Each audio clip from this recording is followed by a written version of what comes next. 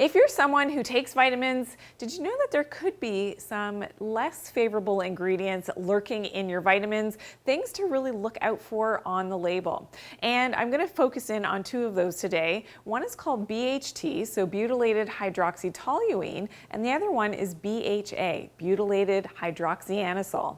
And these are two ingredients that are used, and they're synthetically derived. These are antioxidants that are used to preserve or extend the shelf life in your supplements. And I really want you to check those labels because it will say non-medicinal ingredients, and then you'll see the list of all the potential chemicals that are in there.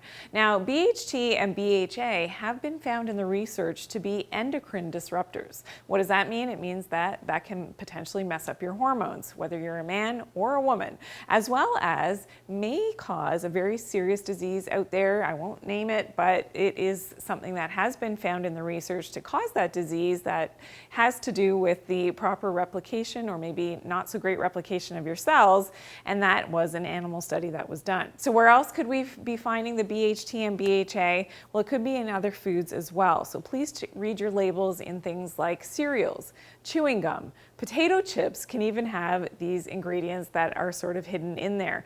Preserved meats, so those cold cuts. Beer can also be preserved with BHT and BHA.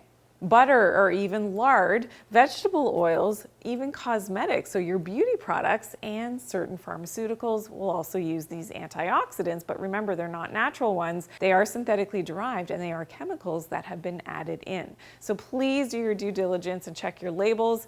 I also want you to look for some other things. So I do have another video. It's called Avoid These 7 Toxic Ingredients in Your Supplements. A whole other list. You got to learn those ones as well. I'll see you there.